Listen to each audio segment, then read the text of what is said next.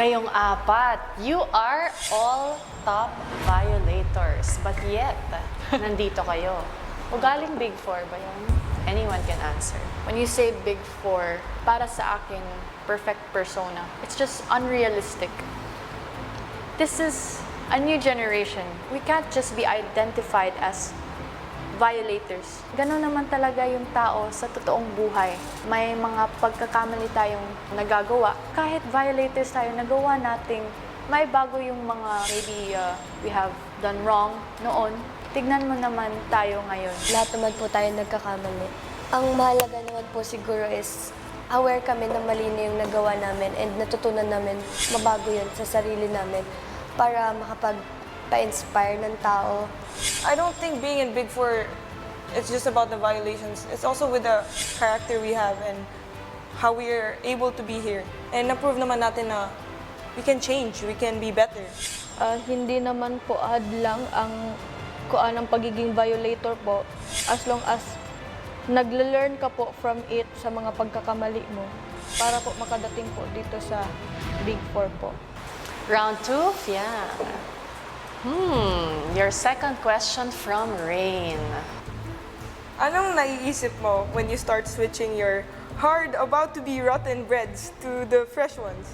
Hindi mo ba naiisip yung ibang housemates na kakain ng 2 breads a day nila? Ate, hindi ko talaga sinasadya yun. Like, ang kumuha kasi nun din minsan, si JM and si Binsoy. And minsan, hindi ko kinukuha yung bread nila kasi nga, we're homies. Sa aming tatlo, it's very normal na mag-switch kami ng bread sa isa't isa. Kung iniisip mo yung ibang tao na hindi sila makakain ng hard bread, talaga bang kuan, iniisip mo lang ang sarili mo kaya iyon ang ginagawa mo? Bakit ko siya tinatanggal dun sa like tray ng bread? Kasi nung una naman, alam naman natin lahat dito na hindi patas ang lahat. When it comes to bread, lahat nawawalan. Everyday nawawalan. In my first week dito, hindi ako nakatingin ng bread. So don't you think it's also unfair for me? And sa tingin mo ba, aabot ako sa point na ganon na kailangan ko pang kunin yung bread doon sa lagayan if fair ang lahat? Hindi naman namin siya gagawin if hindi ginagawa sa amin. Obviously, affected ang lahat sa bread issue na to. Sa tingin mo, naging selfish ka doon? I'd say yeah. Kasi po, patay, gutom po ako sa bread eh.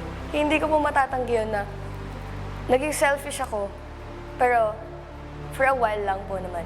Hindi naman siya like nagtuloy-tuloy ng super like madaming beses sa Alsia. Sa pagpapatuloy ng tapatan ng Big Four, Okay, for Fiang, masaya ka bang tinitingala ka ng kabataan pero ang pinapakita mo hindi ka hanga-hanga? Ang sa tingin ko naman, yeah, I'm very happy.